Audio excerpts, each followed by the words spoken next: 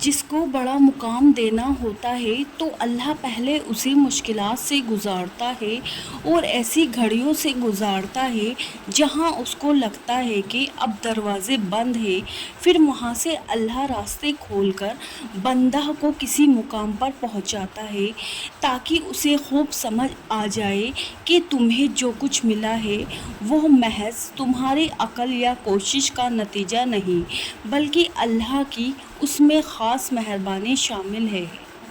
جو لوگوں کی بھلائی کے لیے کچھ کرنا چاہتے ہیں، رکاوٹیں ضرور آتی ہیں مگر پھر اللہ کی مدد بھی آتی ہے۔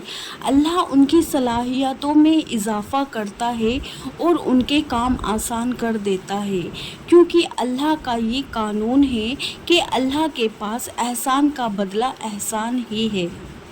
دماغ کو کھول کر صاف کرنا نہیں پڑتا، کوئی کپڑا لگانا نہیں پڑتا اور نہ ہی اس کا کوئی آئل تبدیل کرنا پڑتا ہے، بلکہ قدرتی طور پر اس کے اندر ایک فلوئڈ پیدا ہوتا ہے جسے CSF کہتے ہیں، جو اسے لوبریکیٹ کر رہا ہوتا ہے اور ساری زندگی دماغ کی خود بخود سروس ہو رہی ہوتی ہے۔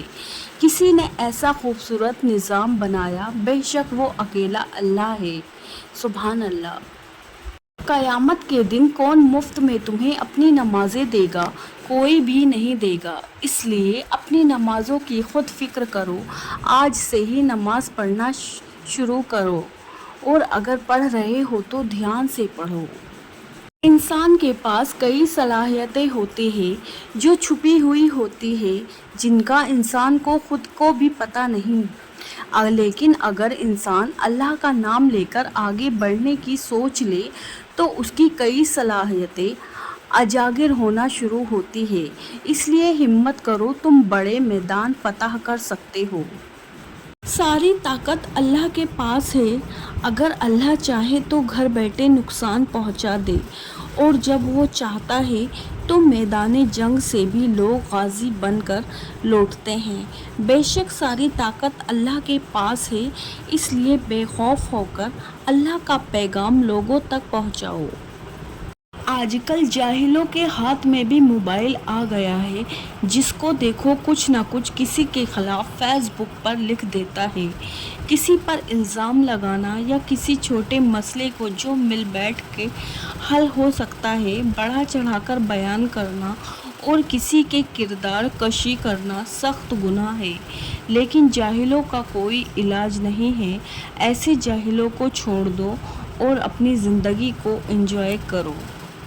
ہم یہاں رہنے نہیں آئے، ہم تو یہاں سے زندگی گزار رہے ہیں۔ دکھوں کے ساتھ بھی زندگی گزر جائے گی، سکھوں کے ساتھ بھی زندگی گزر جائے گی۔ اس آخرت کو خوبصورت بنانے کی کوشش کرو جہاں مستقل ٹھکانہ ہے۔ سائنس اور ٹیکنالوجی اب آئی ہے، لیکن انسان صدیوں سے انجیکشن استعمال کر رہے ہیں۔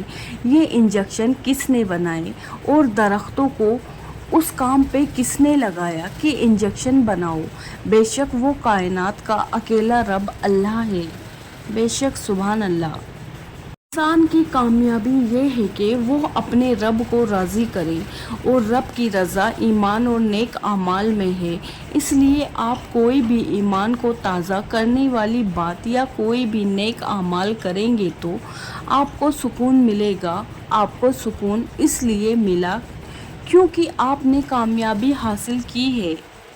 اگر انسانوں کے ہاتھ میں یہ دیا جائے کہ موسمی اپنی مرضی سے تبدیل کرو تو ساری دنیا اس پر لڑ کے ختم ہو جائے، کسی کے کھیت پک نہ پائے، سردی گرمی کے الگ الگ کاروبار چل نہ سکے، اور ایک ایک منٹ میں بدلتی موسمیں انسانوں کی صحتیں خراب کر دے۔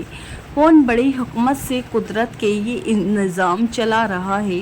بے شک وہ شہنشاہ ایک اللہ ہے۔